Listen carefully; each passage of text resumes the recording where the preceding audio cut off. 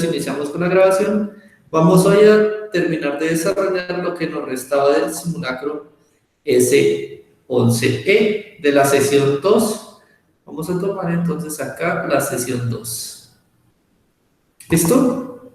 Entonces, vamos a arrancar con esta presentación. ¿Me confirman que están viendo la pantalla? ¿Están... ¿Ahí les llega la pantalla? Sí, señor. Listo. Espérenme, ¿por qué no me aparece acá la pantalla? Bueno, entonces esperemos ahí, listo. Entonces, desde aquí estaré leyendo su chat y arrancamos. Entonces, el día de hoy vamos a tomar en cuenta la primera de las preguntas. La primera de las preguntas que no hubo una unanimidad con respecto a ella, ¿listo? Las anteriores, espérenme, les digo cuál. Aquí las tengo. La 51 ya la habíamos resuelto en el preuniversitario antes, ya la habíamos resuelto creo que la semana pasada, entonces por eso la mayoría la tuvo muy bien. La 52 también la mayoría la tuvo bien, por no decir todos los que presentaron la tuvo bien. Y en esa, la 52, les recuerdo que la respuesta es la B. N cae primero, ¿listo? Y vamos a tomar ahora sí la 53. La 53 en esta fallaron. Dice lo siguiente. Las plantas con flores han desarrollado una simbiosis con animales que actúan como polinizadores. ¿Listo? Entonces, ¿qué es una simbiosis? Una simbiosis es cuando yo tengo dos organismos y ambos coexisten buscando un fin mutuo o la supervivencia de ellos. ¿Listo?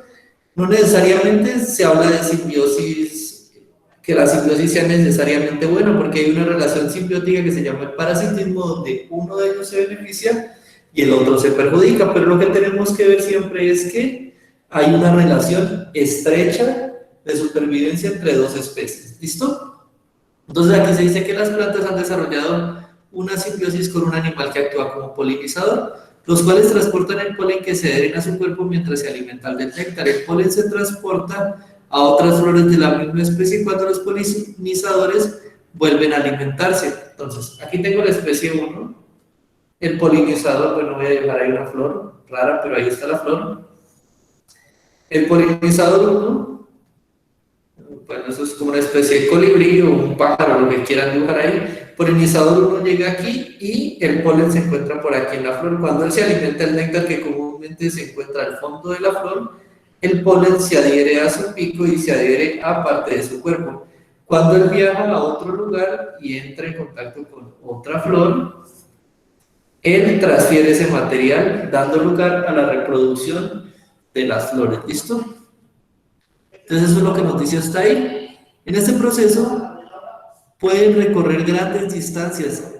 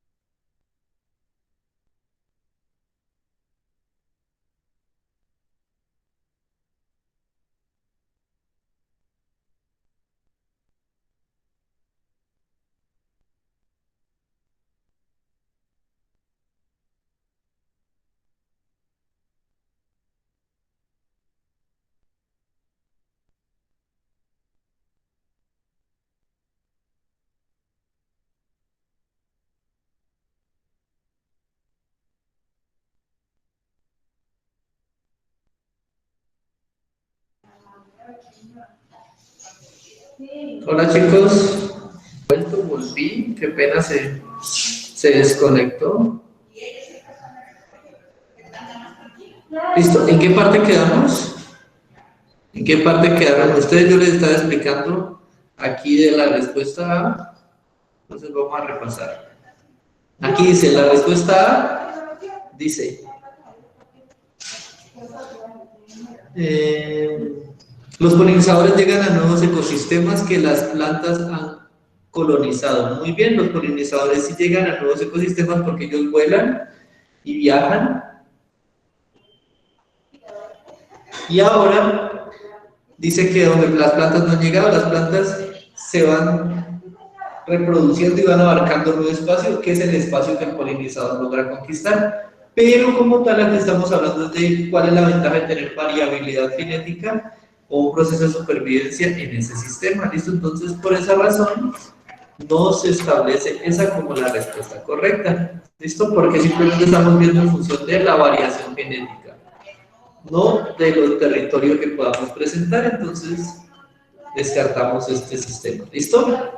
La B dice, voy a quitarme esto porque está habiendo interferencia, entonces así lo puedo escuchar mejor. Dice, el néctar de las plantas garantiza la reproducción de los polinizadores. El néctar contenido en las plantas no está garantizando la reproducción como tal de los polinizadores, está garantizando es que el polinizador simplemente recibe un alimento. Entonces, por eso la respuesta B tampoco es. La C dice, los polinizadores aseguran el intercambio genético entre plantas de la misma especie. Muy bien. Entonces, ¿qué estamos viendo aquí? Estamos viendo que esta es la respuesta que nos relaciona el intercambio genético que yo estoy teniendo, y así plantas muy fuertes se mezclan con plantas débiles se pueden mezclar genéticamente con plantas fuertes, fortalecerse y seguir aumentando la diversidad genética. Entonces, hasta ahora esa sería la respuesta correcta, la C. La D dice, el néctar de las plantas garantiza que la planta produzca polen para el alimento de los polinizadores. Falso, el néctar simplemente es la forma como ellos atraen a los polinizadores. ¿Listo? Entonces, la respuesta correcta, la 53, sería la C. ¿Listo? Con base a eso también tenemos que los pocos que respondieron la pregunta, ahorita sí vamos con la pregunta 54, ¿listo? Entonces, para la pregunta 54, a la 56 nos piden que nos leamos toda esta información. Nos dice, un grupo de estudiantes se puso a la tarea de investigar algunas propiedades del coltán, un mineral extraído en su mayoría de minas ilegales y de la cual se extrae tantalio y niobio, muy usados en la producción de aparatos tecnológicos. Esas propiedades se comparan con las de un polímero de aluminio como alternativa para sustituir el niobio y el tantalio. ¿Qué vamos a hacer ahí? El niobio y el tantalio son metales, los usamos en los circuitos. Ahora vamos a usar un polímero de aluminio para ver si lo podemos cambiar. Entonces, ventajas y desventajas que tiene el uso de cada uno. Tantalio y niobio. Ventajas: tiene una alta conductividad eléctrica, alta dureza, resistente a la corrosión y de bajo costo. Bien. Ventajas que tiene el polímero: muy alta conductividad. Miren que ahorita ya no es alta, sino que es muy alta, o sea, ayuda a favorecer mejor el circuito, lo hace más rápido. No tiene pérdida de capacidad con el voltaje, muy bien, otra característica muy buena. Amigable con el medio ambiente porque se sintetiza en el laboratorio. Esas son las ventajas. Desventajas del tantalio y del niobio: la potencia del voltaje reducida, miren, mientras que el otro no tiene efecto con el voltaje. Causa daños al medio ambiente y gasto excesivo de agua. El 90% proviene de minería ilegal. Y desventajas que tiene el polímero: su costo de comercialización es alto. ¿Listo? O sea, fabricarlo y distribuirlo tiene un costo alto. Además, el estudiante también obtuvieron los resultados en toneladas de coltán producidas en una mina ilegal en diferentes zonas del país durante 5 años consecutivos, como se muestra en las tablas. Mina 1, mina 2, mina 3, y cómo se producen las toneladas por año. ¿Listo? Con base a eso vamos a responder la primera pregunta. Dice, de acuerdo con la información anterior, se concluyó que la explotación de coltán ayuda al proceso tecnológico, ya que el tantalio y el niobio permiten construir artefactos más pequeños. Debido a que los datos obtenidos no muestran evidencia de la información anterior, esa conclusión es incorrecta. Vamos a ver por qué la conclusión que estamos dando de que el tantalio y el niobio ayudan a la explotación y a mejorar y a construir principalmente artefactos más pequeños. Vamos a ver por qué el tantalio y el niobio no ayudan a construir artefactos más pequeños. Los aparatos que se construyen con coltán tienen una potencia de voltaje amplio. Falso, porque miren lo que dice aquí, una de las desventajas del coltán es que tiene una potencia de voltaje reducido, entonces esa es una desventaja y aquí estamos diciendo algo falso.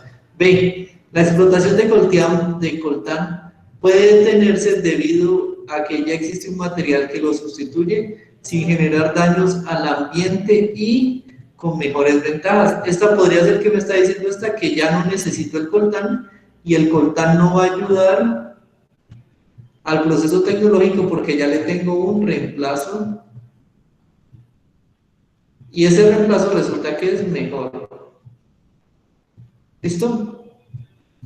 Entonces, hasta ahí vamos teniendo que el coltán tiene un reemplazo, podría ser sus polímeros de aluminio. Entonces, hasta ahí podemos decir que la B sería la respuesta correcta. Vamos a ver si las otras tres tienen algo que ver.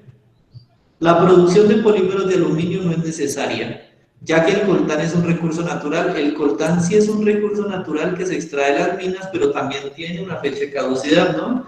Lo que genera un mejor rendimiento de los aparatos tecnológicos. Miremos que como tal, el coltán, a pesar de que es extraído, genera grandes daños, o sea, aquí en las desventajas vemos que genera grandes daños al medio ambiente, tiene una potencia reducida y es ilegal. Por tanto, sí sería bueno buscar una fuente alternativa que lo reemplace. Entonces, esta nos está diciendo que no es necesario reemplazarlo.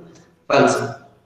La E dice, los aparatos que se construyan con el polímero de aluminio tendrán un alto costo de comercialización, dada su alta resistencia a la corrosión. Falso, porque primero, es el polímero el que tiene un alto costo de comercialización, no los productos. Entonces, por esa parte, cojea. Y segundo, dice que dada su resistencia a la corrosión, el que es resistente a la corrosión es el tantalio y el niobio. Estamos cruzando información, entonces esta tampoco sería la respuesta correcta. La respuesta correcta es la 54, la B. ¿Listo? Me vuelvo a poner esto, pero lo conecto al celular. En caso de que tengan alguna duda, pueden abrir el micrófono y los trataré de escuchar desde el celular. Bueno. Listo. Profe, yo tengo una pregunta respecto a la anterior. Dale. Pues, ¿Alguien habló? Dale, pregunta. profe, ¿puedes devolver la diapositiva, por favor? ¿Aquí? En esa, profe.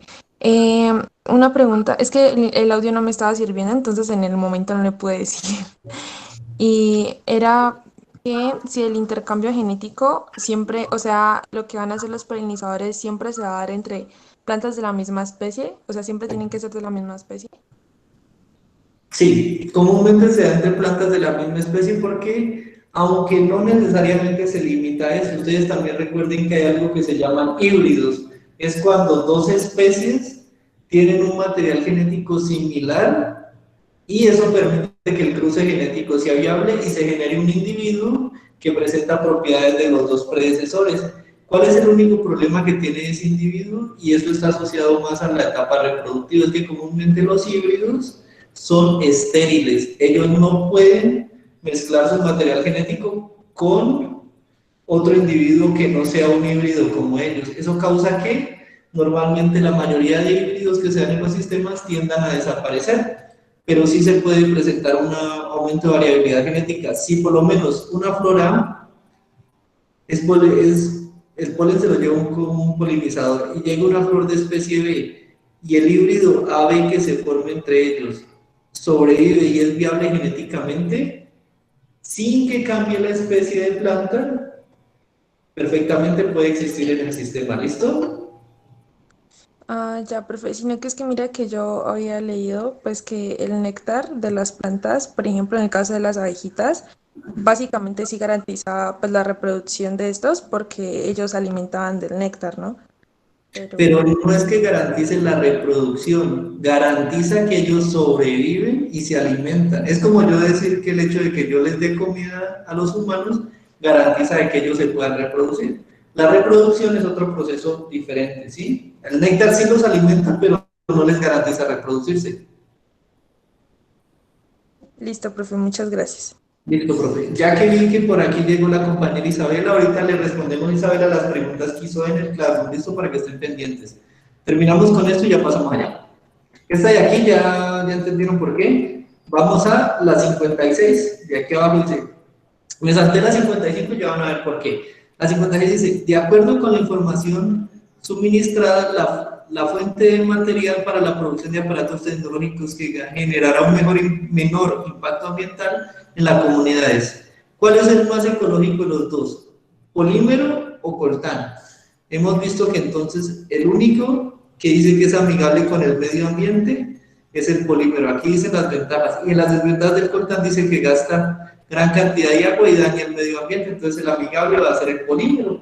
Sin darle más vueltas, buscamos cualquiera que me dé como respuesta el polímero. La respuesta B es el polímero de aluminio obtenido en el laboratorio. La A habla del niobio, la C habla del tantalio y la D habla del coltán. Todos ellos contaminantes por esta desventaja de aquí. Entonces la respuesta a esa, la 56, sería la B también. Ahora sí, aquí pusimos la gráfica como tal. Dice, de acuerdo a esta tabla, según la tabla anterior, que es esta, obtenida por los estudiantes de distintas zonas del país, ¿cuál de las siguientes gráficas representa mejor los datos? Entonces, ¿yo qué voy a medir en una gráfica? Siempre les recuerdo, eje X, eje Y, variable dependiente, variable independiente, ¿listo? ¿Cuál es la independiente? La que se encuentra en el eje X, la variable dependiente. ¿Esto qué estoy midiendo yo ahí? Yo estoy cada año, ya que la variable independiente viene a ser el tiempo, dado en años. Cada año yo tomo qué cantidad de coltán hay en cada mina, entonces sería, acá podría yo tener producción en toneladas de coltán. ¿Listo? Entonces primero que todo voy a buscar que esos ejes correspondan. Esa sería una gráfica que yo podría montar. Las 4 gráficas que nos muestran aquí. La primera es un eje donde efectivamente tengo los años, tengo el tiempo, bien, y tengo la producción de coltán, hasta ahí vamos bien. En la segunda tengo producción de coltán, que yo no es lo que esté midiendo directamente, sino que es el resultado. Entonces, esta no es la variable que debería ir aquí, la que debería ir aquí son los años. ¿Listo? Yo no digo, tengo 10 kilos de coltán, entonces es el año 2030. Si ven, yo digo, año 2030, producción, dan 2 kilos de coltán. Entonces, voy es así, año tal, año X, subo hasta la gráfica y veo qué producción de coltán hay, no al contrario. Entonces, la C no es. La D ni siquiera tiene eje, sino que es un diagrama de torta. Ese diagrama de torta me representaría a mí solo una de las minas. Cuando yo digo de una mina, el 100% de la producción lo voy a dividir en 10% de oro, 10% de plata, 10% de coltán. Esas servirían los pasteles, los diagramas de torta, ¿listo? Entonces no. Y la D dice, la D tengo aquí, año, producción, muy bien, ¿listo? ¿Cuál es la diferencia entre estos dos? El histograma y una línea de proceso. Que en el histograma yo doy datos sueltos, entonces yo digo, en el año 2012 tuve estos datos, los de aquí de este sistema, luego coloco el siguiente, luego el siguiente, luego el siguiente. Listo, doy datos sueltos. Y es viable, pero ¿qué pasa? Lo que plantean los estudiantes es que ellos quieren hacer un seguimiento de la producción. Cuando usted quiere hacer un seguimiento es más recomendable usar un sistema lineal o un sistema de gráfica que le permita ver cómo ha avanzado en el tiempo. Entonces aquí yo puedo ver, de acuerdo a los colores, puedo decir, la mina en la cuenca del Catatumbo ha tenido este comportamiento, la mina media en el río no sé qué ha tenido este comportamiento y la otra mina ha tenido este. Entonces de la gráfica D yo perfectamente de manera visual puedo obtener más información y sacar la mejor representación de los datos. Ahí estoy optimizando todo, le estoy entregando a usted los datos por año, le estoy diciendo cuánto se produce y le estoy mostrando una tendencia en cada una de las minas. Por eso la mejor de todas sería la 55 en este caso, ¿listo? Ahorita vamos con la 57. La 57 dice, es muy fácil y muy rápido, ya lo hemos hecho antes, miremos la tabla. Nos dice que hay unos vuelos comerciales que transportan aproximadamente 500 pasajeros y se realiza la tabla, en el cual se quiere calcular cuánto combustible va por cada trayecto. Kilómetros, ¿yo qué mido en kilómetros? Mido en kilómetros la distancia. ¿Listo?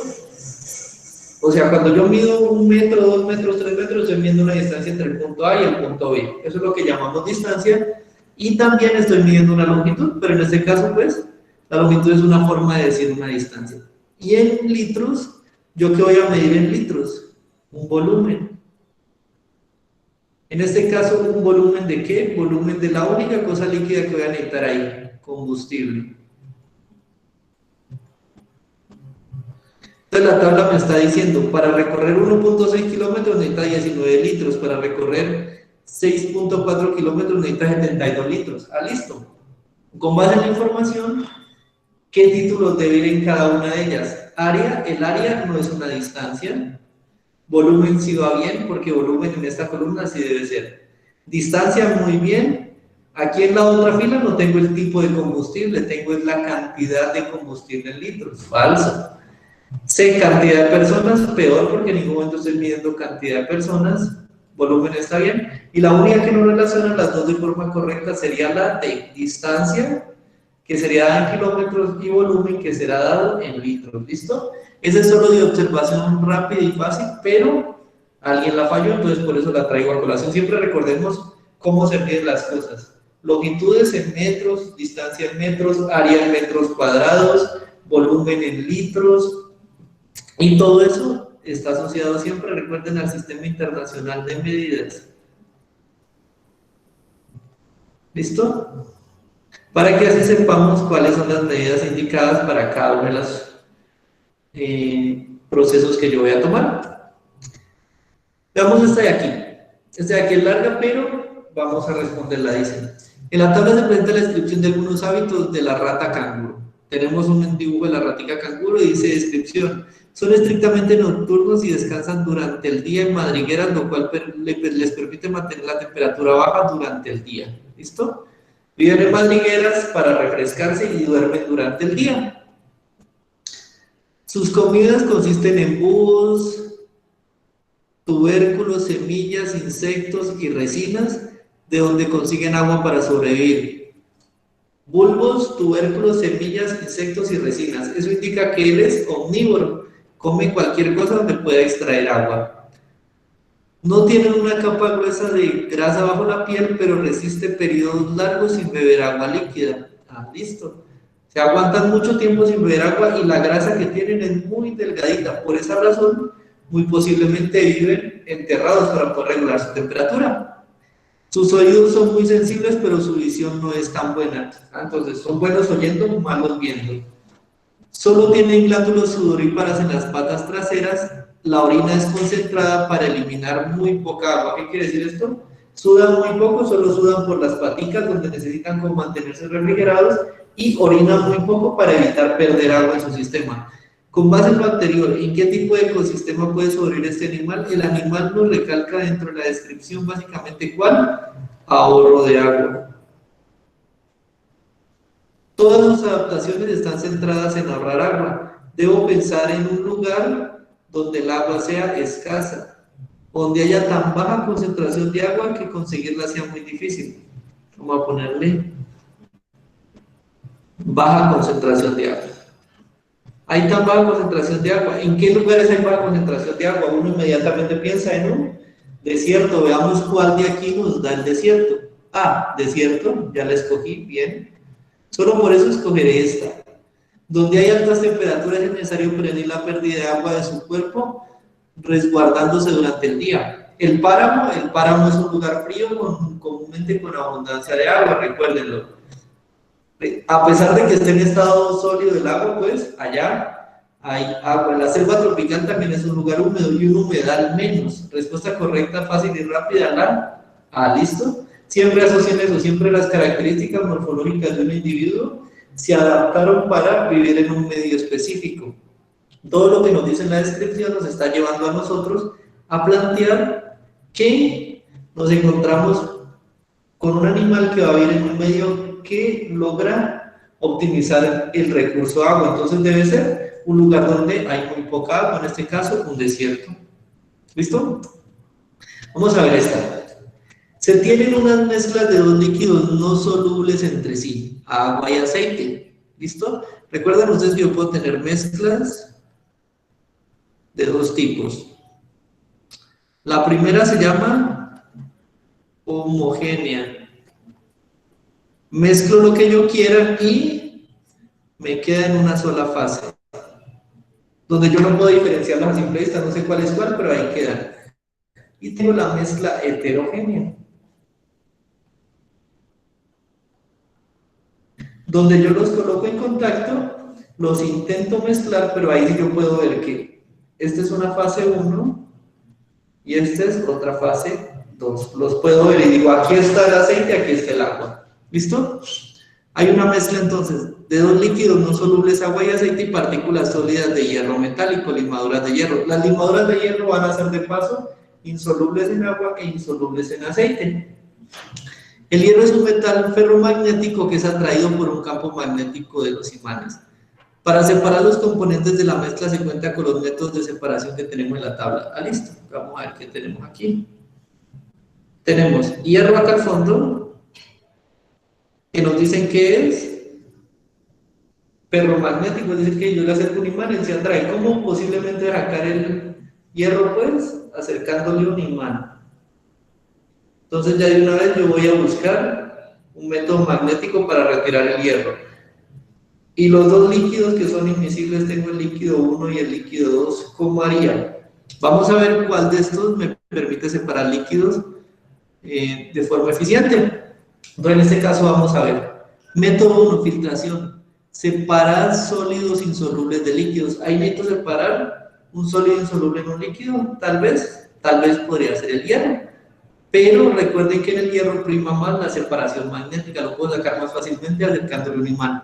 Decantación. Separa líquidos que no se solubilizan entre sí, tienen diferentes densidades. Tengo yo aquí dos líquidos que no se solubilizan y de paso el aceite es más viscoso que el agua. Este podría yo usarlo. Sublimación. Separa mezclas de sólidos donde uno de ellos dice mezcla de sólidos. Ahí yo no tengo mezclas de sólidos, solo tengo un sólido, entonces no tengo dos sólidos, sino uno solo, entonces este no lo puedo usar acá. Separación magnética, separa los componentes que son atraídos por los imanes. Bien, entonces, ¿qué me va a servir a mí? Primero, puedo tener separación magnética y decantación, sería lo correcto. Entonces, con base en la información, ¿cuál de los métodos son los más adecuados para obtener separado el agua, el hierro y el aceite? Primero, una separación magnética, quitar el hierro por el imán, y después separar con una decantación los líquidos. Miren, aquí está.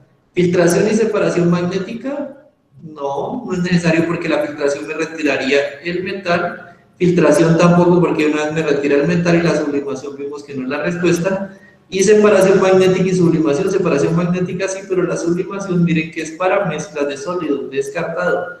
Respuesta correcta, la A. ¿Listo? ¿Está ahí cómo vamos? Espero que vayamos bien. Voy a meterle un poquito la velocidad para terminar. La 59, ya la respondieron. La 60, permítanme aquí porque se ha repetido, bueno, se repitió.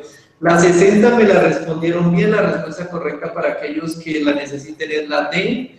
La 61 también la respondieron todos bien, la respuesta correcta era la B. La 62 también la respondieron todos correctamente, la respuesta correcta era la D.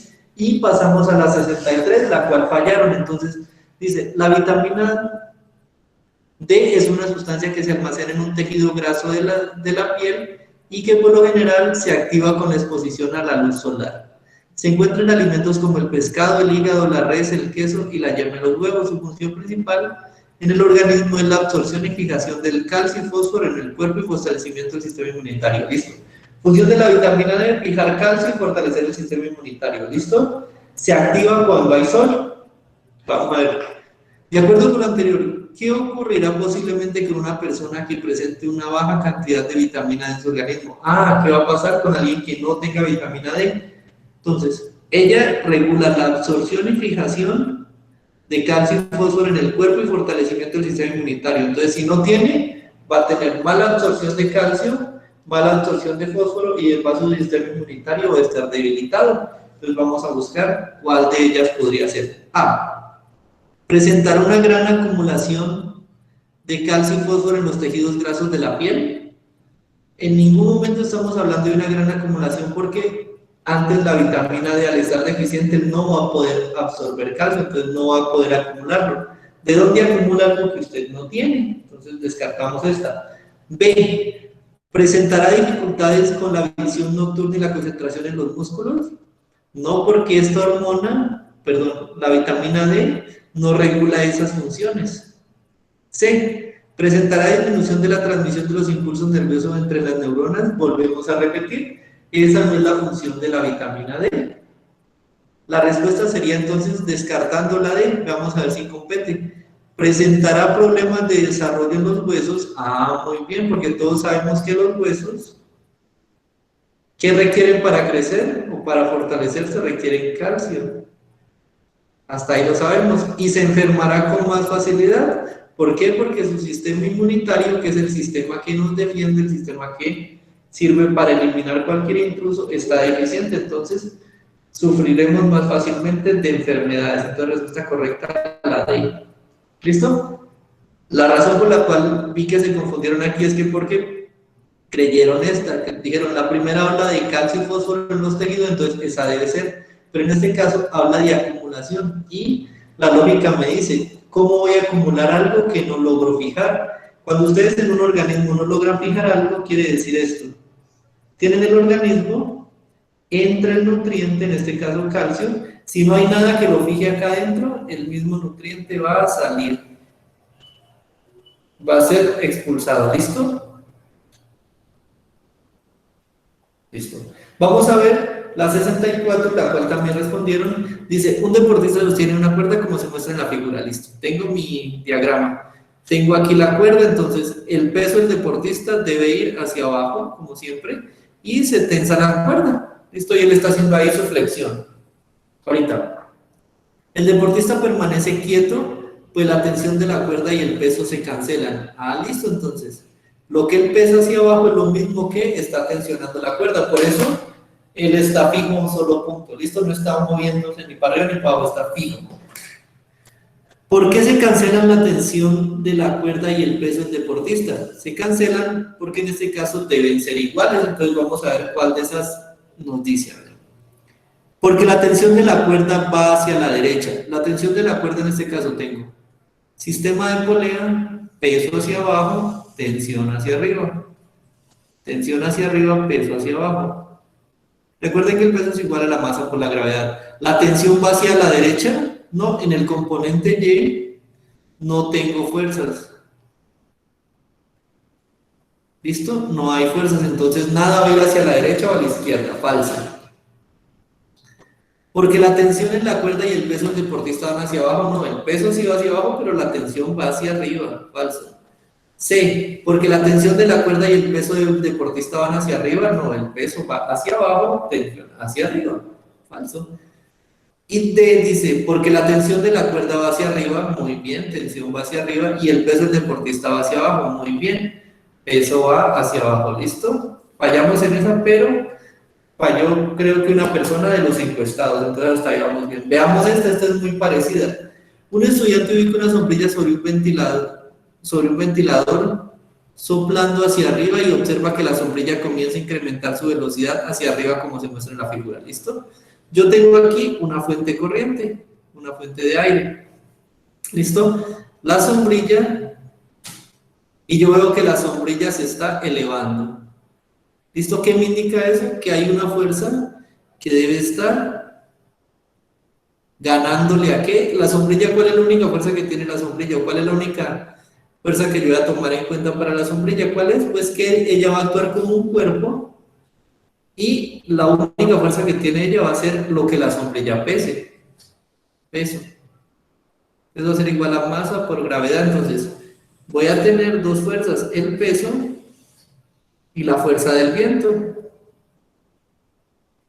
Si la sombrilla se va hacia arriba es porque la fuerza del viento le está ganando, o sea que la fuerza que ofrece el ventilador le está ganando al peso que tiene la sombrilla. Vamos a ver qué nos dice la pregunta. ¿Cómo debe ser la fuerza que ejerce el aire del ventilador para que la sombrilla se mueva aceleradamente hacia arriba? Aceleradamente, recuerda que cuando hablamos de aceleración es que una fuerza gana y la velocidad va cambiando, la velocidad varía. ¿Listo? Si la velocidad varía, estoy hablando de procesos acelerados, donde hay una variación de la velocidad. ¿Listo? Eso es igual a aceleración. Entonces acá vamos a ver lo que yo sé ahorita. La fuerza que hace el aire tiene que ser mayor. Fuerza del aire tiene que ser mayor. Y eso es lo que vamos a buscar. Menor que el peso de la sombrilla. Si fuera menor que el peso de la sombrilla iría hacia abajo, porque el peso es el que ganaría y apuntaría hacia abajo. Entonces, falso. En este caso, la sombrilla no subiría. B, mayor que el peso de la sombrilla. Ya le dimos. ¿Por qué? Porque al ser la fuerza del aire más grande, la está llevando hacia arriba. Igual que el peso de la sombrilla. Si fuera igual, ya vimos lo que pasa en el anterior ejemplo que teníamos la piedra. Cuando se igualan, el movimiento sigue produciéndose, o sea, la sombrilla seguiría subiendo, pero con velocidad constante, y en ese caso no habría aceleración. Entonces, no sería igual. Y en ese caso, si no hay aceleración porque no hay cambio de velocidad, la sombrilla quedaría literalmente suspendida ahí en el espacio. ¿Listo? Y la D es igual al peso del ventilador. Falso, porque no estamos tomando en cuenta el peso del ventilador, sino el peso de la sombrilla. Entonces, la respuesta correcta, la B por este lado. Vamos para la 67. La 66 que todos la respondieron correctamente. La 66, la respuesta correcta era la C. ¿Listo? 67 que fallaron aquí. Dice, un estudiante tiene la hipótesis de que un tipo de dulce se disuelve completamente en el mismo tipo de alcohol, en el mismo tiempo en alcohol. Entonces, ¿cuál es la idea? Que tengo varios dulces y los voy a disolver en alcohol, agua y aceite. Para comprobarlo, coloca dulces idénticos del mismo tamaño y los sumerge en las tres sustancias. Al transcurrir el mismo tiempo para las sustancias, obtiene los siguientes resultados. En alcohol se disuelven poco, en agua se disuelven totalmente y en aceite se disuelven totalmente. Entonces, esta teoría que él tenía, de que los dulces se disuelven completamente al mismo tiempo en alcohol, agua y aceite, esto es falso. Porque los datos le demostraron que para cada sustancia la disolución es diferente.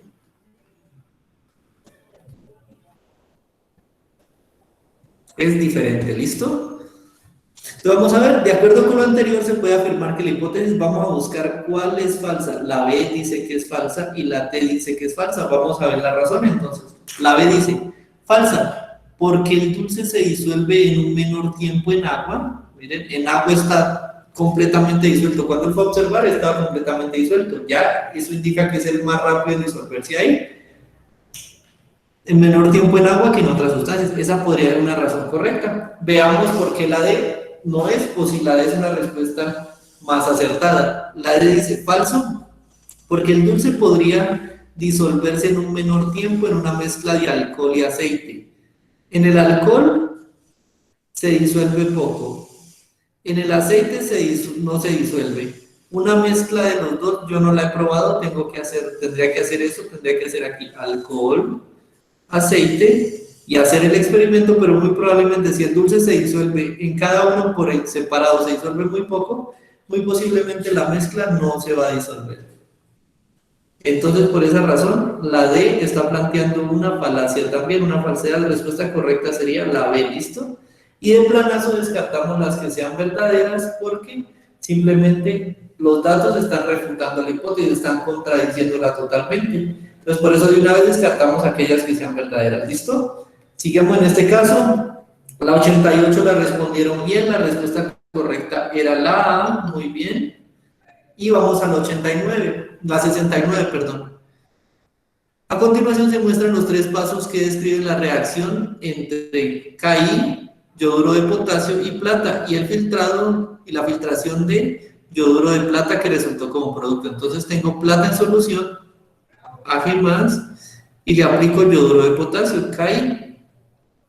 Ellos se mezclan y, miren, lo adiciono, primera etapa la mezclo, segunda etapa agito y obtengo que se forma la siguiente, forma AgI. ¿Listo? Más, ¿qué me quedará solito por ahí? El potasio. El potasio me queda libre en la solución.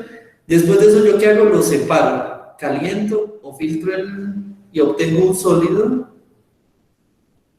Y ese sólido me corresponde al yoduro de plata. ¿Listo? En el paso 3, el producto yoduro de plata es un compuesto. ¿Por qué? O sea, vamos a ver por qué es un compuesto. Recordemos que yo puedo dividir la materia en dos partes. La puedo dividir en materia. La materia la puedo dividir en dos partes. La primera son elementos. ¿Qué quiere decir que es un elemento? Que todos los átomos son iguales. ¿Listo? Y tengo un compuesto. ¿Qué quiere decir un compuesto? Que está formado por dos o más elementos. ¿Listo?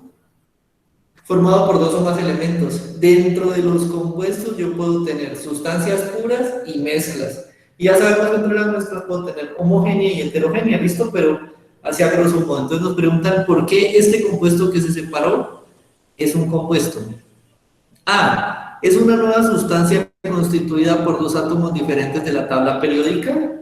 ¿Es una nueva sustancia? Sí, es algo nuevo que al principio no estaba. Miren, al principio no estaba no estaba Ag y no estaba como yoduro. Entonces, sí es una nueva sustancia que aparece ahí, constituida por plata y yodo. Entonces, la plata y el yodo son dos elementos, dos átomos diferentes. Listo, podría ser, pero vamos a descartar el resto. B. Siempre que se mezclan dos sustancias sólidas se forma un compuesto. No siempre que se mezclan dos sustancias sólidas forma un compuesto. Esto cuando se mezclan dos sustancias sólidas, por ejemplo, acero y carbono, hierro y carbono, se forma el acero, pero el acero no es un nuevo elemento, es una aleación. Cuando yo mezclo dos sustancias sólidas, formo comúnmente una aleación, entonces falso. C. Todas las sustancias sólidas que se encuentran en la naturaleza son compuestos. Falso, porque ahí tenemos todos los metales. El hierro, por ejemplo, es átomos de hierro en todas sus dimensiones. El hierro, la varilla de hierro que usted agarra es hierro en todas sus dimensiones. Todos son átomos de hierro, entonces falso, y ese es un compuesto sólido. D. Presentan un solo elemento en la tabla periódica en su estructura química. Falso, porque aquí hay dos. Entonces, respuesta 100% correcta, la A. ¿Listo? Vamos a ver cuál sigue, si me la respondieron bien. La 42, perdón, la 40 la han resuelto bien, la respuesta correcta es la B. La 71 la resolvieron bien, la respuesta correcta era la A, muy bien. La 72 la resolvieron bien, la respuesta correcta era la A, nuevamente. La 73 la resolvieron bien, la respuesta correcta era la B, y fallaron en la 74. La 74 nos dice lo siguiente. Los estudiantes deben realizar un experimento para medir el crecimiento bacteriano en un medio de cultivo rico en proteínas. Para ello, se distribuyeron en dos grupos de estudiantes y midieron las variables que se muestran. Grupo estudiante 1, grupo estudiante 2. Temperatura, la misma temperatura. Nutrientes, el grupo 1 dijo cultivo con 25% de proteína, animal, agua y sales, listo. O sea que tienen el mismo medio de cultivo, bien, hasta ahí están iguales. pH del cultivo, 7 y 7, o sea que hasta ahí son iguales.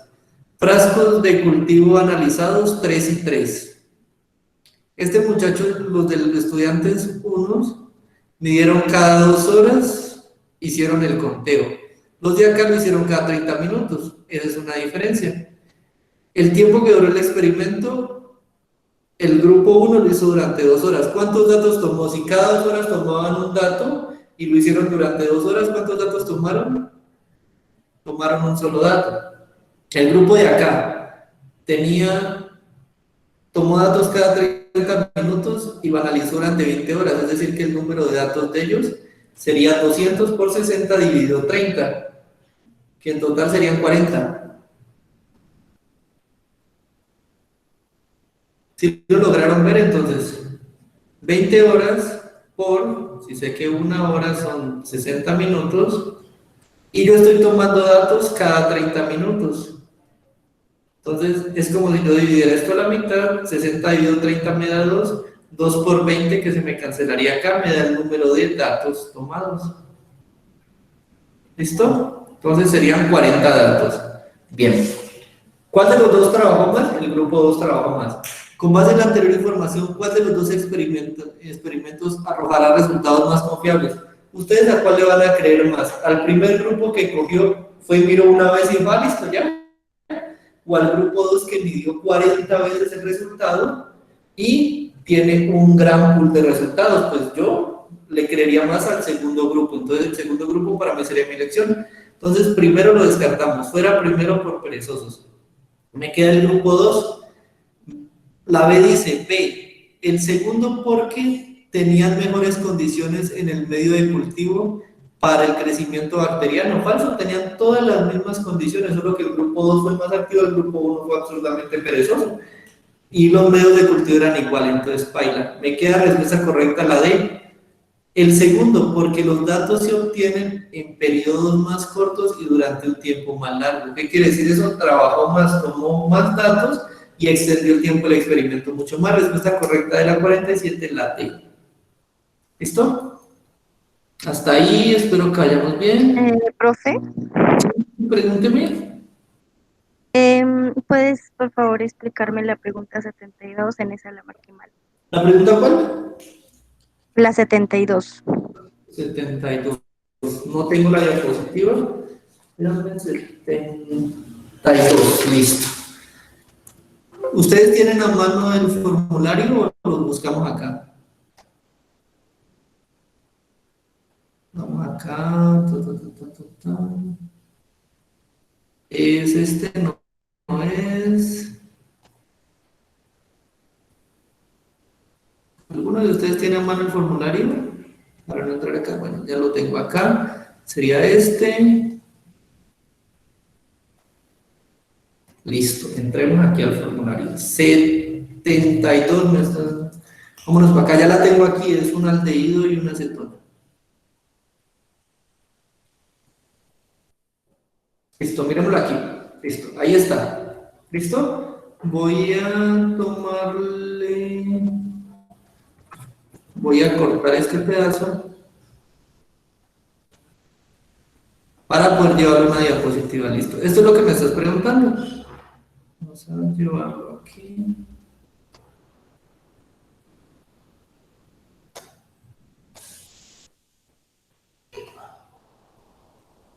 No sé por qué, claro, no me. Listo. Déjenme aquí. Esta y aquí. Voy a pegarlo aquí y ya organizo bien. ¿Listo? Nueva diapositiva.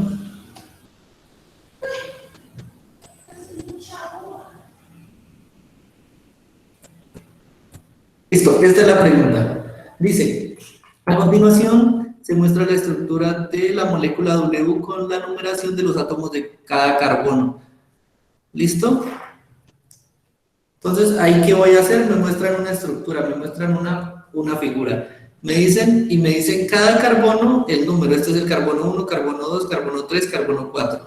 Además de eso, me dicen, miren, estos son grupos funcionales. Cuando usted encuentre un carbono que esté conectado a un H y ese carbono esté conectado con un doble enlace y un oxígeno, y por acá usted tenga el resto de los componentes radicalarios o el resto de los carbonos, este grupo usted lo va a llamar un aldehído. ¿Listo?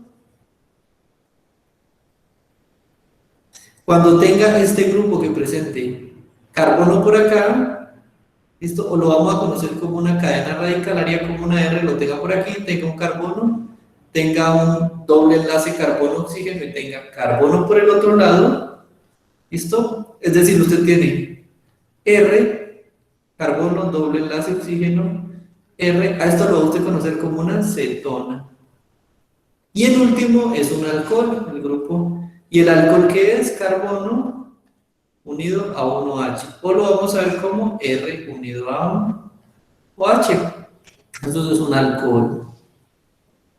Ahorita, ¿qué te están pidiendo? Con base en la información anterior, comparemos qué grupos de estos están presentes en la molécula. Entonces, veamos. Yo veo en algún lugar Todos ellos tienen oxígeno. Oxígeno aquí, oxígeno aquí, oxígeno aquí. Entonces yo en primera instancia voy a buscar como pista rápida el oxígeno. El carbono 4 no tiene oxígeno, el carbono 3 no tiene oxígeno, el carbono no. El carbono 1 es el único que tiene oxígeno, entonces me centro en este pedazo. Este pedazo de aquí tiene una cadena R pegada y tiene un carbono al cual tengo doble enlace oxígeno y unido a él un hidrógeno. ¿Cuál es el único grupo que se parece a esto? El único grupo que se parece a eso es el grupo aldehído. Miren, aquí está. Entonces, esa molécula tiene en el carbono 1 una función aldehídica o aldehído. Buscamos la respuesta. En el carbono 1 tiene un grupo funcional aldehído. ¿Sí lo viste? Sí, señor. ¿Listo, Fanny? Perfecto. Si tienen alguna pregunta, me dicen que ya teniendo el formulario la sacamos de acá. ¿Listo? Ahorita. Gracias. De nada. 75. Esa también la respondieron mal. Vamos a ver, la 74 ya la respondimos. La respuesta correcta era la D. La 75. El único sistema de la dispersión de semillas de algunas plantas se realizan a través de aves que consumen los frutos. Lo mismo que la polinización que vimos al principio. Llegan las aves, toman la semilla y se la llevan. Esto es lo mismo que hacen los polinizadores. Luego de digerir los frutos, las aves depositan las semillas en el suelo a través de su excremento. Unos pobladores introdujeron una especie de mamífero que se alimenta de los huevos de estas aves. Entonces, ¿qué va a pasar? Se alimentan los huevos, muy posiblemente las aves, sus crías no van a nacer y no van a haber aves a futuro que hagan el proceso de polinización. ¿Listo? Vamos a ver por ahí. Lo cual ha causado una disminución considerable de ellas en el ecosistema. Con base en la anterior información, ¿cuál de las siguientes razones sería una posible consecuencia de la disminución de estas aves en el ecosistema? ¿Qué estaría causando que las aves desaparecieran o qué razón causaron? Bueno, ¿cuál sería la consecuencia de eso? A. La cantidad de frutos producidos por las plantas aumentarán y por tanto el mamífero tendrá más disponibilidad de alimento. El hecho de que estén muriendo los huevos del ave no afecta como tal la planta no va a producir más alimento, no va a producir menos. Entonces, no se está viendo afectado. La relación es ave, perdón, la relación que voy a tener aquí es, vamos a borrar esto y vamos, perdón, voy para acá, denme el borrador. La relación que estamos teniendo aquí es la siguiente. Planta, el ave se alimenta de la planta y le ayuda a distribuirlas, pero resulta que viene un mamífero que se alimenta de los huevos. Entonces, el hecho de que esta relación esté produciéndose no tiene de grosso modo por qué afectar las condiciones de la planta. La planta va a seguir teniendo alimento, va a seguir produciendo alimento, pero al ritmo que ella traía. Por tanto, descartamos esa. B. La cantidad de semillas dispersadas por las aves que consumían estos frutos se disminuirá en el ecosistema. Si el mamífero acaba con los huevos, ya no van a haber aves y las aves ya no van a poder tomar la semilla y dispersarla. Esa es una consecuencia que muy posiblemente sí estará pasando. O sea, hasta ahí es la correcta. La C dice, la cantidad de plantas presentes en el ecosistema que conviven con el ave aumentarán. Falso, nuevamente solo está afectándose la relación ave-mamífero. Esto es la que está realizando ahí. La planta va a seguir su vida normal, solo que simplemente va a disminuir la cantidad de semillas y por eso posiblemente disminuirán los individuos. Pero es que aquí dice, al disminuir su depredación, en ningún momento estamos viendo que el ave deprede la planta. El ave se alimenta de las semillas y las esparce, no es un depredador nato de la planta, entonces tampoco. D. La cantidad de mamíferos disminuirá. Si antes los mamíferos están alimentando los huevos es porque tienen recurso alimentario y por tanto ellos no van a disminuir. Todo eso es falso. Y se empezarán a dispersar las semillas de las plantas por el ecosistema. Falso porque no hay ave. Respuesta correcta hasta ahí, la B. ¿Listo? La B la respondieron, pasamos a la 76. La 76 la respondieron bien, la respuesta correcta era la D, para los que no la tienen por ahí a mano. Y la 77 sí, hubo unas fallas. Un estudiante observa que cuando se agrega sal al agua disminuye la temperatura, la cual empieza a congelar la disolución. Los resultados obtenidos son los siguientes. ¿Qué indica concentración? Peso, volumen.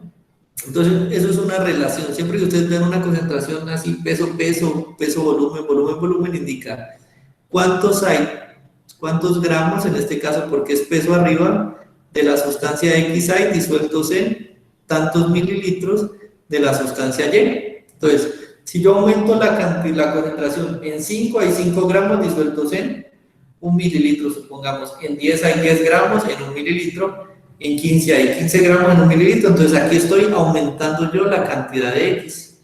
Estoy aumentando la cantidad de gramos de X. ¿Listo? ¿Y qué observo? Que entre más sólido aumento, más abajo llega la temperatura. Ahorita le dice, teniendo en cuenta lo anterior, ¿qué se espera que ocurra con el punto de congelación con una concentración de 25? 25 es mucho mayor que esta. Es decir, que estoy adicionando mucha cantidad del sólido X. Y miren que la tendencia del comportamiento es a bajar. Entonces aquí está a -1, a -4, a -6. Yo esperaría que a 25 esto esté por ahí en un -10 por ahí. El caso está en que esté más abajo de -6. Vamos a ver qué dice. Que la concentración de sal de esta disolución sea mayor que las concentraciones de las otras 3 disoluciones. Sí, eso es correcto.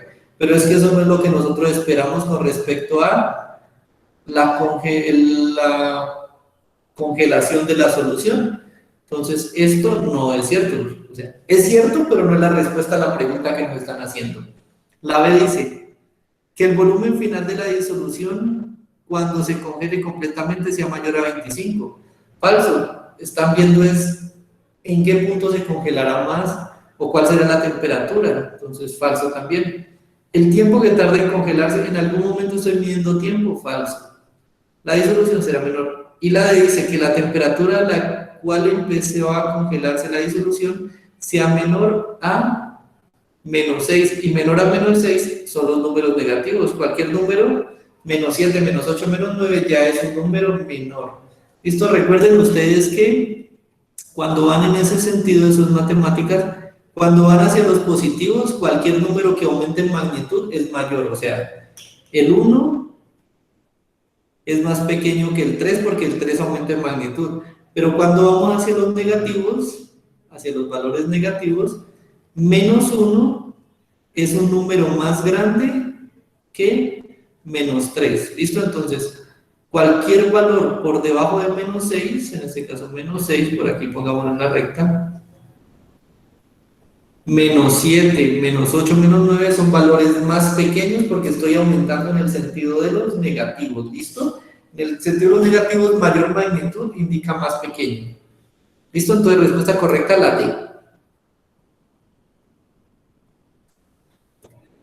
79, la 78 la respondieron bien, la respuesta correcta era la D. La 79 dice: un niño observa que al hacer pan, el panadero deja reposar la masa aproximadamente 1 hora después de agregarle la levadura y luego lo hornea. El niño cree que esto se hace para que el pan quede más esponjoso. Esa es una información. Vean, con base, ¿cuál de los siguientes procesos debe realizar el niño para comprobar su hipótesis? Listo.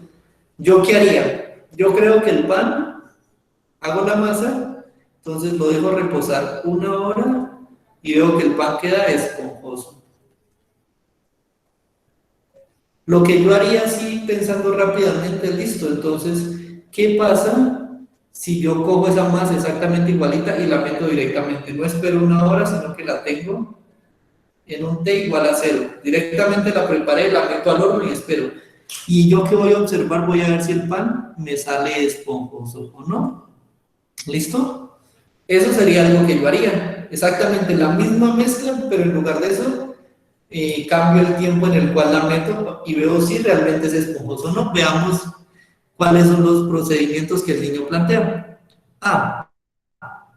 Tomar varios trozos de pan sin levadura, dejarlos reposar por 5 minutos y agregarles agua, luego hornearlos y observar lo que sucede en cada una de ellas. Observemos que el pan, dice, el pan se hace cuando la mezcla se deja reposar una hora después de agregarle la levadura, o sea que necesito agregarle la levadura. Aquí él le está quitando la levadura, entonces no, necesito replicar el mismo procedimiento, entonces sería masa más levadura.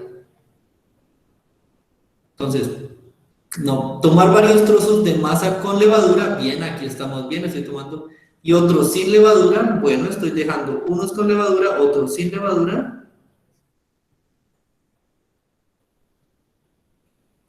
Dejarlos reposar por una hora y luego hornearlos y observar si, qué sucede con cada una de las masas. Bueno, es otro experimento que hasta ahí es viable. ¿Por qué? Entonces vamos a ver qué va a pasar aquí. Aquí no voy a tener un solo resultado, sino que voy a tener dos posibles resultados. El primero, con levadura, voy a ver qué pasa, si es esponjoso o no.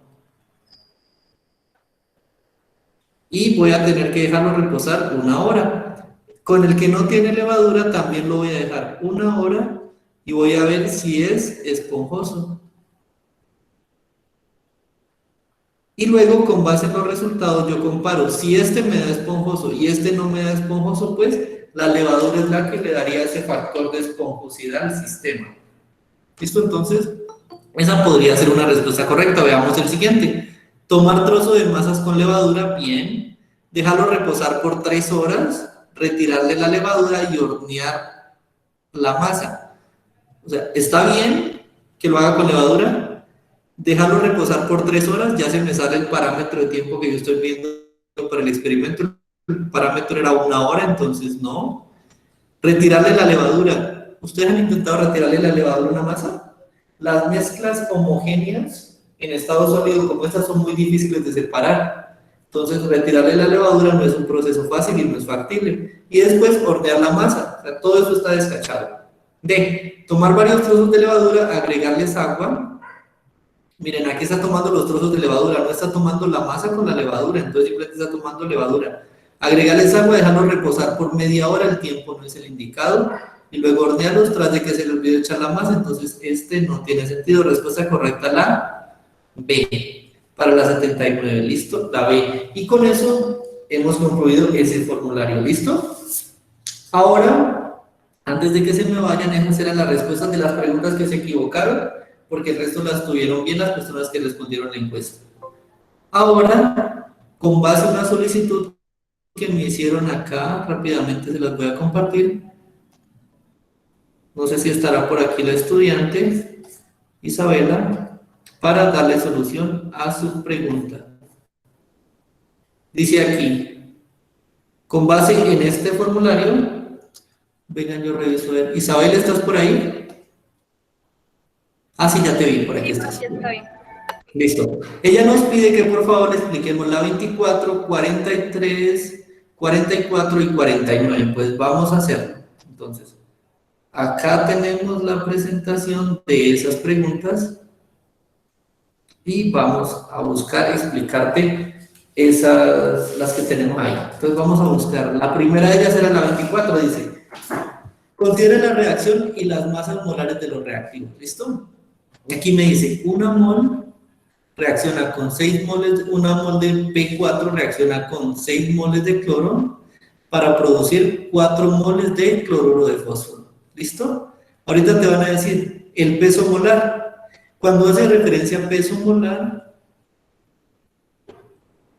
hace referencia al peso de una mol.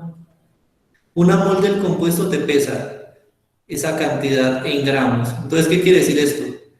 Una mol de P4 te pesa 124 gramos por mol. Una mol de Cl2 te pesa 70. ¿De dónde viene 70? ¿Y dónde viene ese 124? El 70 viene de que cada átomo pesa 35 gramos por 2 átomos que hay. El fósforo no recuerdo cuánto pesa, pero entonces háganlo rápidamente. Tiene que ser 124 dividido 4 les va a dar el peso de un solo átomo de fósforo. Pero entonces, si ven, entonces, peso del fósforo por 4 me va a dar igual a esto. Peso del cloro por 2 me va a dar 70.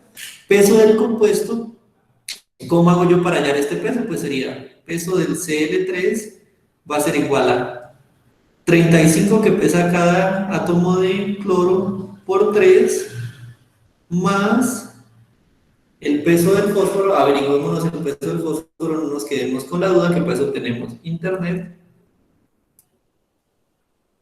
Entonces, fósforo. Listo. Rápidamente Wikipedia nos ha de informar a la menor brevedad. El peso del fósforo, mírenlo, aquí está, 30.97, entonces pongámosle 31. ¿Dónde está la presentación? Acá está. Listo. Entonces pesa 31 por 1 que hay acá. Entonces, si hago yo la operación, el resultado me va a dar 137 gramos por mol. Una mol del compuesto. ¿Listo? Entonces, ¿qué me está queriendo decir aquí? La ecuación, una ecuación química funciona de la siguiente forma. Voy a borrar esto para poder hacerlo aquí. Una ecuación química, ¿la puedo yo ver en moles o la puedo ver en peso? Entonces, aquí, ¿qué te dice? Una mol de P4. ¿Cuánto equivaldrá esa mol en gramos? 124 gramos, ¿cierto? Porque una mol pesa 124, más 6 moles de cloro 2. 6 moles de cloro 2, cada mol de cloro pesa 70, entonces acá voy a tener 6 por 70 gramos. ¿Listo? Hasta ahí vamos, 6 por 70, ¿cuánto es 6 por 7? 42, entonces serían 420 gramos. ¿Listo? Para reaccionar con una mol de P4 yo necesito 6 moles de Cl2. Entonces, para reaccionar con 124 gramos de P4 yo necesito 420 gramos de cloro. ¿Listo? Entonces, en el problema me dan los 124 gramos de P4, muy bien, lo tengo. Pero me dan 210, me están dando la mitad de esto, me están dando 210 gramos. Es decir, que de aquí a aquí no me va a alcanzar la cantidad. ¿Qué va a pasar entonces? Este de aquí, el Cl va a ser algo conocido como reactivo límite. Él se va a acabar y a partir de que él se acabe, hasta ahí llegó la reacción. Es como si, lo que yo les digo siempre a mis estudiantes, es como si usted fuera a comprar comida, cada huevo cuesta 100 pesos y a usted le dan apenas 10 pesos. Usted tiene para comprar 10 huevos, no le alcanza para más. El reactivo límite es ese que le permite a usted tener más reacción. En este caso, ¿qué va a pasar? Usted tiene nada más 210. Entonces, ¿qué probablemente va a pasar con esta cantidad? Pues 210 es la mitad de 420, muy posiblemente usted va a reaccionar con nada más la mitad de esto, entonces 124 dividido 2, ¿listo? Ese valor que sería aproximadamente 62 gramos es lo que te va a reaccionar, el resto va a quedar sin reaccionar, la otra mitad no reacciona porque no hay con quién. ¿Sí me hago entender hasta ahí?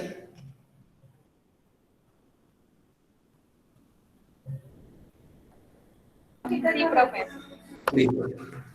Hasta ahí vamos, dice, ¿cuál es el reactivo límite? El reactivo límite, ya lo responde, el reactivo límite es el que se acaba primero. Necesito 420, pero me dieron 210. Entonces el reactivo límite, ¿cuál es? El cloro. El cloro es el reactivo límite del sistema. Ya sabiendo eso, voy a borrar todo esto para poder ver las preguntas. Entonces ya supimos que el cloro es el reactivo límite. Él es el reactivo límite. Vamos a ver. Vale. Descartamos las que nos digan que no es el cloro. Esta se fue, esta se fue. Nos queda A, el cloro, porque reaccionan en su totalidad los 210, muy bien, o sea, ellos se tienen que acabar. Y queda la mitad de P4 sin reaccionar. Muy bien, respuesta correcta la A. Descartemos la C, porque según las relaciones estequiométricas siempre se necesitan 6 moles de cloro sin importar la cantidad de P4. Falso, no es sin importar. Para una mol de P4 yo requiero 6, o sea que si yo pongo 2 moles de P4, ¿cuántos de cloro voy a necesitar? 12. Si pongo 3, ¿cuántos voy a necesitar? 16. Siempre la estequiometría es una relación de un reactivo con el otro, y si la ecuación te dice 1 reacciona con 6, es 1 reacciona con 6, no sin importar la cantidad. Esa es la parte que está mal ahí, entonces la C también está mal. Por tanto, la respuesta correcta es la A. ¿Listo?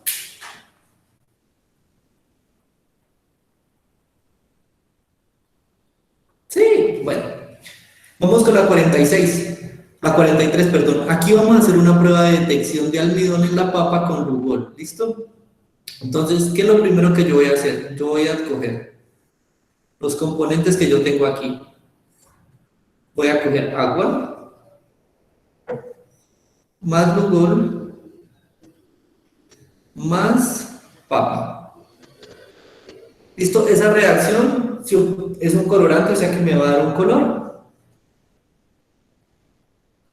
Ahora, ¿yo qué debo conocer? Inicialmente yo debería conocer, como yo quiero determinar almidón, yo debería conocer qué pasa cuando yo mezclo almidón con Lugol, qué color me da para saber qué tal este color sea rojo y todos los experimentos me den amarillos, entonces la estoy embarrando, algo no está funcionando bien, entonces yo definir un experimento que me ayude a mí a fijar el color de la prueba.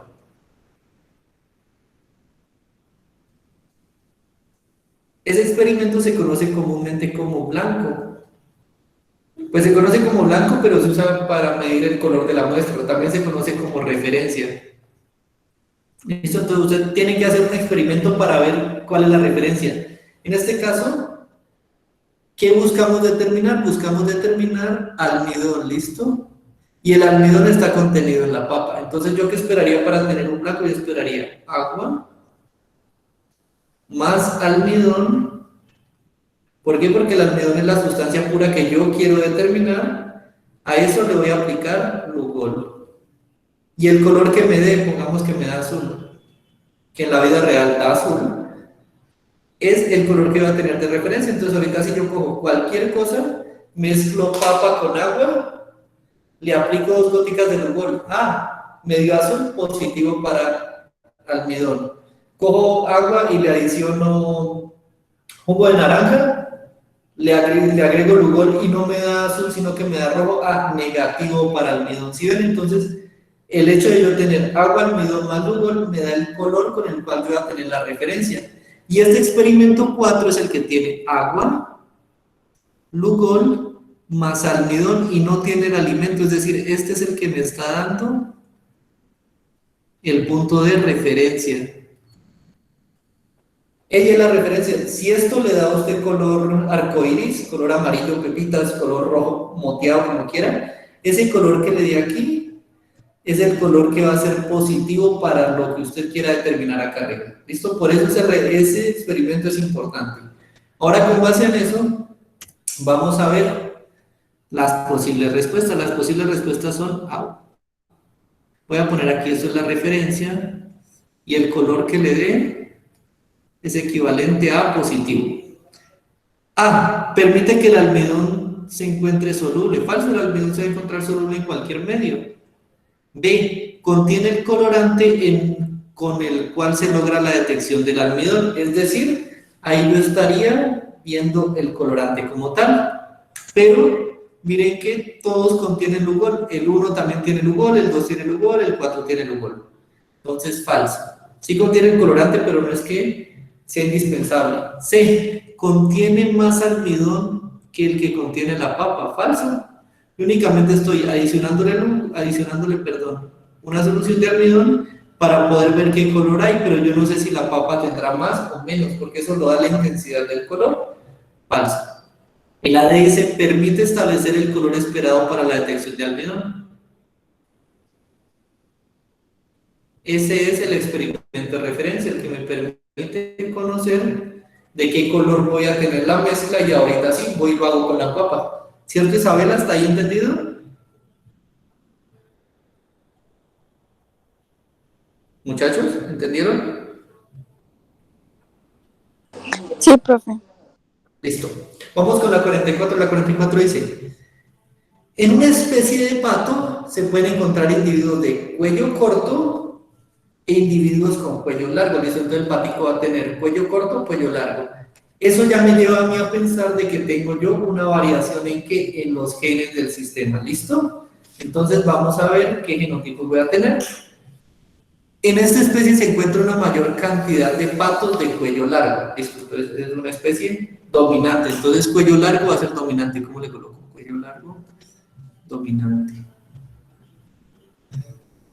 Y le voy a poner, para no irme con problemas, le voy a poner la A mayúscula. Entonces cuello largo es A mayúscula. Cuello corto, largo y recesivo va a ser A minúscula, ¿listo? Es decir, cuello corto. A ver, ahorita sí. En un experimento se aparearon una hembra y un macho de cuello largo, es decir, ambos tenían el cuello largo, ambos eran dominantes. De sus hijos, 3/4 son cuello largo y 1/4 es cuello corto. Ah, entonces, ¿qué pasó aquí? Esto que estoy dibujando se conoce como un cuadro de Punnett. Entonces, dicen, 3/4 salieron de cuello largo, es decir, 3/4 tienen el fenotipo A dominante. A, A, A. Y el último me salió de cuello cortico, ¿listo? Recuerden ustedes que aquí tienen que haber genotipos, voy a poner así arbitrariamente, ¿no? Listo. Aquí hay uno de la madre y aquí hay uno del padre. Entonces, el padre aporta 2, la madre aporta 2 y aquí tienen que haber igual número. Entonces, aquí tienen que ser A y aquí tienen que haber otra A, otra A, otra A, otra A. ¿Listo? ¿Qué voy a hacer yo ahorita? Voy a tratar de predecir qué pasaría en este caso. Si los 4 son iguales, observemos, si los 4 fueran iguales, es decir, ambos en este caso serían, voy a describirles eso. Cuando yo tengo AA, que ambos son iguales, se llaman homocigóticos. AA son iguales y también puedo tener AA minúscula, ambos son homocigóticos. ¿Cuál es la diferencia? Que los de arriba son homocigóticos dominantes y acá son homocigóticos recesivos. Miremos qué pasa cuando ambos se mezclan homocigóticos dominantes ambos. A baja esta A y pasa esta A para acá, entonces me queda AA. A mayúscula,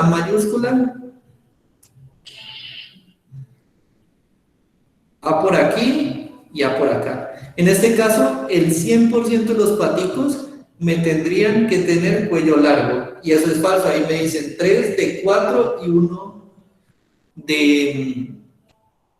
¿Cómo es que dicen? 3 de 4 y 1 de... y 1/4, pues. Se me volvió aquí. Entonces, en este caso no pueden ser dominantes ambos. Y si yo lo veo así, tampoco pueden ser recesivos ambos. Miremos acá qué pasaría si yo tengo A minúscula y A minúscula, A minúscula y A minúscula. Todas estas serían A minúsculas. Y en ese caso yo tendría, en todos ellos tendría paticos con cuello corto. Entonces no pueden ser así, debe haber otra combinación que yo estoy faltándome. ¿Cuál? AA. So, cuando tengo esto, tengo un heterocigótico. ¿Heterocigótico de qué tipo es heterocigótico? No es ni dominante ni recesivo porque expresa la mitad de ambos, pero ¿qué característica tiene esto? Que al ser mezcla de un gen dominante y un gen recesivo, el gen que se va a expresar es el dominante. Entonces, en este caso, es heterocigótico y yo voy a tener el patico con cuello largo. Vamos a ver qué pasa si yo mezclo padres con esas características. Si yo cruzo padres con esas características, listo. A con A me va a dar A mayúscula. Aquí me quedaría cuello largo porque aparece una A mayúscula, bien. Acá A con A minúscula. La que prima aquí es la mayúscula, entonces me quedará cuello largo. Acá A mayúscula con A minúscula, me queda cuello largo. Y aquí en el último de ellos me queda A minúscula con A minúscula. Aquí no tengo A mayúsculas, por tanto no hay una dominancia de un gen, por tanto me va a quedar cuello corto. Miren, cuando yo mezclo dos padres heterocigóticos, me dan 3 de los 4 hijos, me dan con cuello largo y el último me da con cuello corto. Y eso es lo que me está indicando aquí el problema. Para no borrar esta parte, permítanme un momento. Para que no pareciera eso, voy a copiarla. Y aquí voy a poner, acá sí, voy a borrar todo y vamos a ver, perdónenme aquí un momento. Corremos todo esto y ahorita sí veamos las respuestas. Las respuestas que tenemos son, ambos padres eran heterocigóticos. Ya vimos acá que cuando ambos padres son heterocigóticos, ese cruce se da. Entonces, aquí A sería correcto hasta la fecha. El macho era heterocigótico y la hembra era homocigótico. Si eso pasara, el cruce me daría 100%, perdón, me daría 50-50. ¿Listo? Entonces, no, ya demostramos por el cruce del cuadro de Punnett que tienen que ser ambos heterocigóticos. C. El macho era heterocigótico y la hembra era homocigótico dominante. Falso, porque si fuera homocigótico dominante, la mayoría de ellos les daría a ustedes dominante en ese aspecto. Entonces, todos los paticos saldrían de cuello largo. ¿Listo? Y si fuera homocigótico recesivo, voy a dejar la pereza y hagámoslos aquí. Miren, homocigótico recesivo, heterocigótico el macho, homocigótico recesivo, A minúscula me quedaría cuello largo, cuello corto, cuello largo y cuello corto. Si este me quedaría 50-50. Entonces, por eso falso, porque lo que yo obtuve fue 75-25. ¿Listo? 3 de 4, 1 de 4. Ahorita sí, el de que dice macho heterocigótico, vamos a verlo por aquí. Macho ya saben que es el de acá arriba, macho heterocigótico, entonces me quedaría AA. Y hembra dominante. ¿Qué pasaría aquí? A con A. Me quedaría AA, aquí me quedaría AA, aquí me quedaría AA, y aquí me quedaría AA. ¿Listo? ¿Qué pasaría en este caso? Todos, el 100% de los patos, me debe quedar con el cuello largo. Entonces, no me aparecería este rarito que está aquí. No me aparecería el de cuello corto, entonces falso por acá también. Y ambos padres eran homocigóticos dominantes. Si ambos padres eran homocigóticos dominantes, demostramos que también me quedarían todos de cuello largo. Entonces, falso, respuesta correcta la A. ¿Listo? Ambos padres eran heterocigóticos.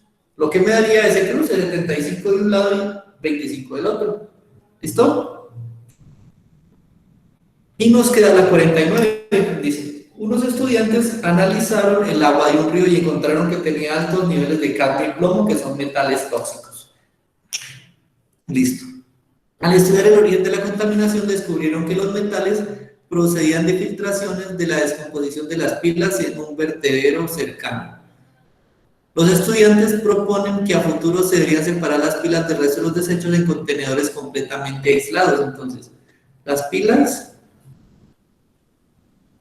cuando se rompen o cuando yo las daño, empiezan a liberar sustancias. Esas sustancias serían el plomo y el cadmio, que contaminan el agua. Cuando llegan al agua, pues la contaminan.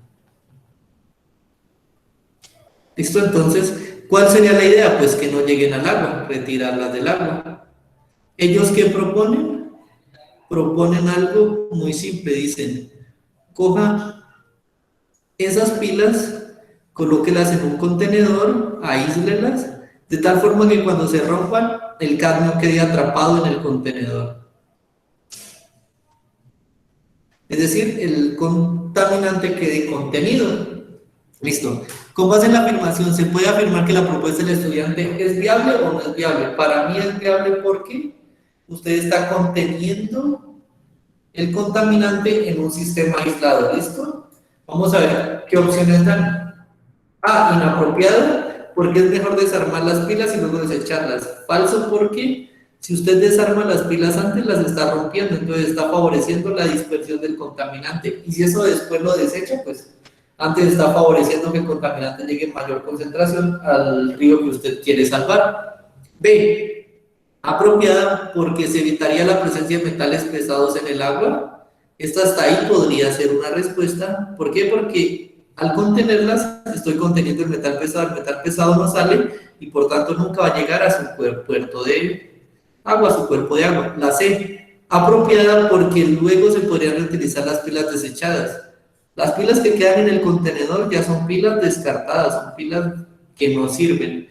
y no se podrían reciclar después de haber sido desechadas y vamos a ver a que sufren daños en su interior a la hora de botarlas, entonces quedan inservibles, no pueden ser reutilizadas, entonces falso.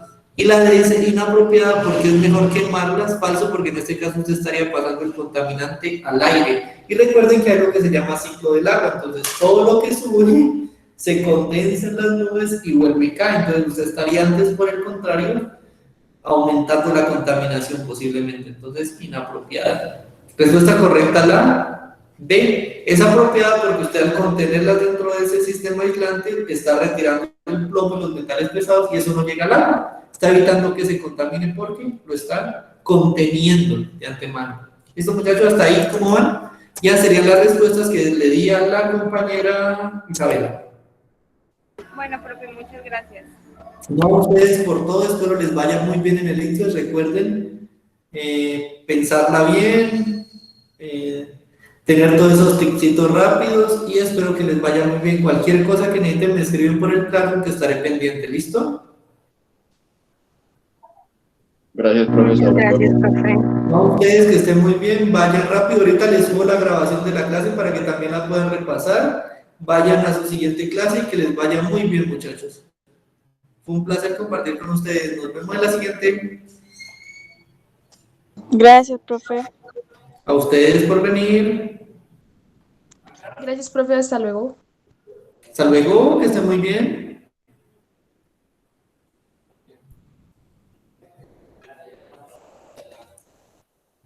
Voy a presentar pantalla. Ahorita sí vamos a dejar de grabar.